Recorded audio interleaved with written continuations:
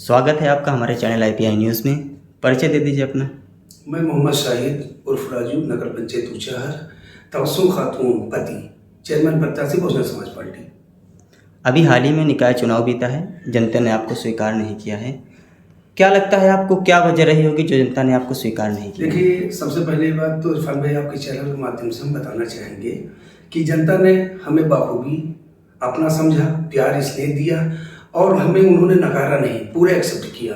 1468 मत मुझे मिले जो चुनाव जीतने वाले मत हैं, चुनाव हारने वाले मत नहीं है। इससे पहले 2017 के चुनाव में 1682 मत पाके 564 वोट से वर्तमान जो इस समय चेयरमैन हुई हैं, इनको चुनाव हराने का काम 564 वोट से पूर्व नगर पंचायत अध्यक्ष ने किया था। आज मुझे 1500 वोट समथिंग मिल रहा है, तो मैं चुनाव जीतने वाला वोट पा रहा हूँ। मुझे जनता ने कहाँ नकारा है? पहली बार मैं नगर पंचायत ऊंचाहर का चेयरमैन प्रत्याशी हुआ और जनता ने मुझे बाखूबी सम्मान दिया, स्नेह दिया। मैं उनके शुक्रगुजार हूँ और ये हम अपने नगर पंचायत ऊंचाहर के सम्मानित जनता का दिल की गहराई से, अपने परिवार वालों की तरफ से बहुत बहुत सम्मान करते हैं कि उन्होंने मुझे इस काबिल समझा और मुझे नगर पंचायत ऊंचाहर का 2 नंबर का प्रत्याशी बनाया। जी, अगले सवाल से पहले, चर्चाओं का बाजार गर्म है। कई मुस्लिम प्रत्याशी होने की वजह से बताया जा रहा है कि आप चुनाव हार गए। क्या लगता है, कितनी सच्चाई इस बात में? पहली बात तो हम ये कहना चाहेंगे कि वो तो आपके सामने भी है, आप भी यहीं के हैं और सभी चैनल वाले भी यहीं से जुड़े हुए हैं। हमें कोई, हर समाज के लोगों ने वोट दिया, मुस्लिम भाइयों ने, हिंदू भाइयों ने, सब लोगों ने मुझे वोट दिया। एक चीज़ और आपको हम बताना चाहेंगे कि 3 वार्ड में मैं चुनाव जीत के आया हूँ। Ward number 9 249 vote, ward number 2 259 vote, ward number 5 256 vote. हमें पूरी तरह से, पूरे नगर से मैं जिस लायक था, अपना भाई, अपना बेटा, अपना भतीजा समझ के लोगों ने पूरा आशीर्वाद दे के मुझे वोट देने का काम किया। जी, अभी हाल ही में कुछ दिन पहले हमारे चैनल पर अरशद सुल्तान आए हुए थे। उन्होंने अपने कार्यकाल में विकास न होने की वजह कोरोना काल को बताया है। कितना आप सहमत हैं इस बात से? देखिए, पहली बात तो हम इतना बताना चाहेंगे इरफान जी कि ये कोरोना काल का नाम लेके सिर्फ अपने गर्दे बुझाया जा रहा है। मैं भी वार्ड नंबर 9 का, मेरी पत्नी जो है सर्वशक्ति, और कोरोना काल उनके टाइम में भी था, लेकिन हम लोगों ने दिल की गहराई से अपना समझ के पूरे नगर के लोगों का सम्मान किया, काम किया, अपने वार्ड वालों का काम किया। आज उसका नतीजा ये है कि वार्ड नंबर 9 से, जहां से चेयरमैन साहिबा पूर्व जो नगर पंचायत अध्यक्ष शाहिद सुल्तान जी थी, 327 वोट पाई थी, आज वहां से मात्र 61 वोट से उनको संतुष्ट होना पड़ा और मुझे 249 मत मिले। आखिर आपके सामने है, अगर कोरोना काल का मामला होता तो मेरे साथ भी तो वही कंडीशन होती जो इनके साथ हुई। जी, बड़ी बात कह रहे हैं आप। आपके ऊपर एक और आरोप है कि चुनाव से 24 घंटा पहले आपने AIMIM का समर्थन ले लिया, गठबंधन कर लिया, इसकी वजह से आपको ज़्यादा वोट मिले हैं। देखिए, पहली बात तो हम आपको बताना चाहेंगे और नगर पंचायत के जनता को भी बताना हम चाहेंगे कि MIM प्रत्याशी जो है वो हमारे बहन और बहनों ही हैं। हम लोगों का कुछ आपसी मनमुटाव था और हमारा एक बहन अपने भाई से क्यों नहीं मिल सकती? अगर वो मिल के उन्होंने हमारा स्वागत किया, हमारा सम्मान बढ़ाया, तो इसमें किसी को कोई दिक्कत होने वाली बात नहीं है। वो भी 20 घंटे पहले मुलाकात हुई हमारी उनकी, और सभी साथियों का हम स्वागत करते हैं जिन लोगों ने हमारा साथ दिया, हमारा सहयोग किया, और प्लस MIM के जो हमारे परवेज अहमद जी हैं या जो भी उनके साथ में साथी थे, वो लोग हमारे उनमें से एक आरोप ये भी है कि आप लोगों का कहना है कि आपके ऊपर कई आरोप, आप जो है दूसरे नंबर पर आने के बाद भी खुशियां मना रहे हैं, ऐसा क्यों? देखिए, पहली बात तो हम आपको बताना चाहेंगे कि ये संविधान में कहाँ लिखा हुआ है कि कोई पहले नंबर पे आए तभी आतिशबाजी करे या लड्डू बांटे, या दूसरे नंबर पे आने के बाद।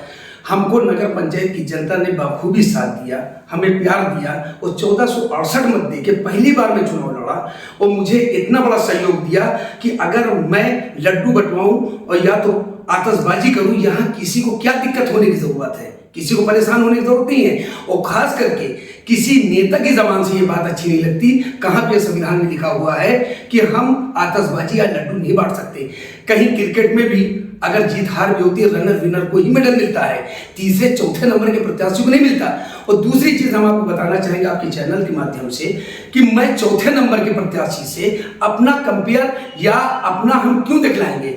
हमें अगर अपनी अंदर कमी देखनी होगी तो मैं पहले नंबर से जो दूसरे नंबर पे आया मैं उससे कंपेयर करूंगा। जी बिल्कुल सही कह रहे हैं आप, बिल्कुल सही कह रहे हैं आप। और चौथे नंबर के प्रत्याशी जो 5 साल काम करने के बाद जिन्होंने ये कहा कि मैंने नगर पंचायत को गोद ले लिया, कई वार्डों को गोद ले लिया, अगर वो काम किए होती तो आज जनता उनको ये ना दिखलाती कि चौथे नंबर पे हो गए हुए हैं। यहाँ पर हमारी पार्टी का ना तो एक विधायक, ना तो मंत्री, ना संगठन, ना सरकार, उसके बाद हमारे संगठन, हमारे साथी, हमारे सहयोगियों को दे रहे कि मैं 1468 मत पाया और यहाँ पर 111 विधायकों की विपक्ष की सरकार समाजवादी पार्टी, जहां पे खुद का विधायक तीसरे बार के मतलब कि डॉक्टर मनोज कुमार पांडे जी भी हैं। और दूसरी चीज यहाँ पे मौजूदा वो चेयरमैन थी जिन्होंने 5 साल काम किया, तो 5 साल में जनता को उनको स्वीकारना चाहिए, लेकिन उनकी कार्यशैली, उनके कारनामे को जनता ने अपमानित किया। वो कौम की क्या बात कर रहे हैं कि कौम उनको बताएगी, कौम और जनता ने तुमको बता दिया। अब बताने को नहीं क्या रह गया है, चौथे नंबर पे पहले नंबर से शर्म आनी चाहिए कि उनके कारनामे, उनकी कार्यशैली ऐसी हुई है कि उनको पहले नंबर से चौथे नंबर पर ढकेल दिया गया। अगर ये देखा जाए तो पहले नंबर से 1500 और समथिंग के पीछे है। हमसे कंपेयर क्या करना। चुनाव अगर लड़ा जा रहा था तो ये पहले नंबर के प्रत्याशी से लड़ रही थी कि बहुजन समाज से लड़ रही थी। और अगर बहुजन समाज से लड़ रही थी चुनाव, तो बहुजन समाज से तो 300 वोट पीछे है, 292 वोट। अगर आप गणित लगाएंगे तो आपको खुद दिख जाएगा। जी बिल्कुल सही कह रहे हैं। वहीं देखा गया कि पूरे ज़िले में कहीं भी सपा का कोई भी चुन के नेता नहीं आया है और आप ऊंचाहार में अकेले थे, आपका कोई साथी नहीं था, पार्टी से भी खास समर्थन आपको मिला नहीं है, ना आपके पार्टी के आला कमान के लोग आए आपके समर्थन में। देखा गया कि आप ऊंचाहार में अकेले थे लड़ने के लिए और विपक्ष के नेता बन के दिखाया आपने आज। देखिए, पहली बात तो इरफान जी आपके चैनल के माध्यम से बताना चाहेंगे, मैं अकेले नहीं था। हमारे साथ नगर पंचायत ऊंचाहार की तमाम जनता थी, वो गरीब, वो मजलूम, वो सभी साथी थे जिनके हम सुख दुख में 5 साल खड़े हुए थे। अगर मैं अकेला होता तो आज हमारा हाल जैसे 1176 वोट पाके समाजवादी पार्टी की चेयरमैन साहबा हुई है, आज वही हाल मेरा होता। लेकिन मैंने लोगों के सुख दुख, रात के 12 बजे कोई भी जरूरत हुई है, मैंने कंधा से कंधा जोड़ के चलने का काम किया। लोगों की दुआएं मेरे साथ थी, लोगों ने मेरे लिए कितनी दुआएं की, कहाँ कहाँ किया, हम उनके शुक्रगुजार हैं। और नगर पंचायत की जनता का हम 12 बार शुक्रगुजार अदा करेंगे कि उन्होंने मुझको 1468 मत देके दूसरे नंबर का प्रत्याशी किया। और हम नगर पंचायत से ये भी कहना चाहेंगे कि जो गलत हो उसका जवाब आपको 5 साल का वक्त मिलता है, आपको जरूर देना चाहिए। वो गलती चाहे मुझसे हो, मुझे मिलनी चाहिए उसका जवाब, और चाहे दूसरा हो। जैसे आपने दिखलाया कि वर्तमान चेयरमैन जो आज कोरोना काल का बहाना करके, अगर ऐसे देखा जाए तो परसदेपुर से विनोद कौशल को भाजपा ने टिकट नहीं दिया, उसके बाद भी वो चुनाव वहां पे लड़े और चुनाव लड़ने के बाद वो चुनाव जीते। तो कोरोना काल तो उनके टाइम में भी था, डलमऊ से गौर जी लड़े, वहां भी चुनाव जीते। तो ये फर्जी बातें हैं। अपनी गंदगी किसी के चादर में न लगाएं तो ज्यादा बेहतर है। उनके खुद के कारनामे थे, खुद का उनका काम था, खुद की उनकी कार्यशैली थी, जनता ने उनको अस्वीकार कर दिया। आगे भी मुझे उम्मीद है कि जनता उनके साथ कहीं खड़ी नहीं होगी। और आज भी जनता को जो अपमानित करने का काम किया जा रहा है, जो ये कहा जा रहा है कि कुछ अराजक तत्व लोग चुनाव लड़ रहे हैं, तो हम ये बताना चाहेंगे जो नगर पंचायत में प्रथम सीट का चुनाव लड़ रहा है, वो प्रथम सीट की लड़ाई कितनी बड़ी सीट की लड़ाई है। और जनता को कल भी तुमने सम्मान नहीं किया और आज भी सम्मान देने का काम नहीं कर रहे हो कि आज जनता के ऊपर आरोप लगाया जा रहा है कि पैसे के लोभ में वो बिके जा रहे हैं। जनता ये जनता कभी बर्दाश्त नहीं करेगी और आने वाला टाइम तुमको मुंह तोड़ जवाब देगी और तुमको दिखला देगी कि आज तो 1176 वोट पाके चौथे नंबर पे हो, छठे नंबर पे जाने के लिए तैयार हो जाओ। जी, वो तो इसी इलेक्शन में दिखा है कि काफ़ी उनका नीचे गया है पारा। एक सवाल और है, जो अभी अभी चेयरमैन बनी है, मान लीजिए अगर वो किसी तरह से जनता के कामों पर खरी नहीं उतरती हैं या उनकी कार्य धीमी है, विकास कार्य, तो आप विपक्ष के नेता हैं, तो आप उस पर क्या कार्रवाई करेंगे? देखिए, पहली बात तो आपके चैनल के माध्यम से नगर पंचायत परिवार की ओर से मैं ममता जायसवाल जी नगर पंचायत अध्यक्ष को बहुत बहुत मुबारकबाद देते हैं, हार्दिक स्वागत करते हैं कि उनको निष्पक्ष नगर पंचायत की जनता ने, हर समाज की जनता ने उनको स्वीकारा है। वो सही तरीके से किसी के साथ कोई भेदभाव न करके, कोई सौतेलापन न करके सही तरीके से उनके साथ काम करें और नगर पंचायत का विकास करें। और अगर नगर पंचायत में किसी प्रकार का भेदभाव किया गया या नगर पंचायत की जनता के साथ भेदभाव किया गया तो मैं ममता जायसवाल जी के खिलाफ में मैं खड़ा रहूंगा, नगर पंचायत कार्यालय के सामने धरने बैठूंगा और धरने से भी काम नहीं चलेगा तो जिले तक की लड़ाई में लड़ूंगा, डीएमएसपी तक जाने का काम करूंगा, लेकिन नगर पंचायत की जनता को परेशान होने नहीं दूंगा, ये वादा जी। आप कह रहे हैं कि कुछ भी करेंगे, विकास करने के लिए आप आला अधिकारियों तक जाना ही पड़ा तो आप जाएंगे।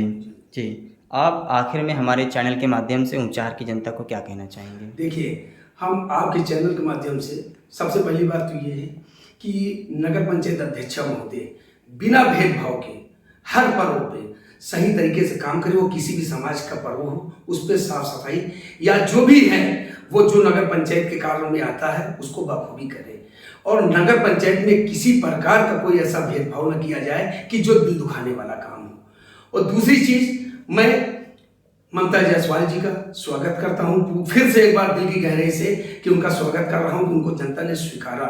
और लेकिन इस स्वीकारने को आप इस चीज को समझ लीजिए कि यह जनता का सम्मान आपके हाथ में है। जनता का दिल कहीं से दुखना नहीं चाहिए और अगर कहीं से भी दिल दुख गया तो ये आपका भाई, आपका बेटा जो दूसरे नंबर पर प्रत्याशी है विपक्ष की भूमिका निभाने के लिए हर संभव खड़ा रहेगा, ये मैं आपको बताना चाहूंगा। दूसरी चीज, मैं एक बार लास्ट में आपके चैनल के माध्यम से इरफान भाई मैं कहना चाहूँगा कि अपने नगर पंचायत की जनता का मैं एक बार फिर से दिल की गहराई से सम्मान करते हुए और अपने बहुजन समाज पार्टी के आला कमान का स्वागत करते हुए और इस चीज़ का एहसान मैं चुकता कर रहा हूँ कि नगर पंचायत में हमें जो सम्मान हमें मिला है उसका हम पूरी जिंदगी एहसान नहीं चुकता कर सकते। और जिस लायक आपका भाई, आपका बेटा, आपका भतीजा रहेगा, रात के 12 बजे मुझे याद कर लेना। आपका बेटा कभी आपसे दूर नहीं होगा, कभी भी याद कर लेना, विश्वास रख लेना, मैं आपसे दूर नहीं रहूंगा और आपके लिए हर संभव लड़ाई लड़ने के लिए तैयार रहूंगा। धन्यवाद। धन्यवाद आपका हमारे चैनल में आने के लिए।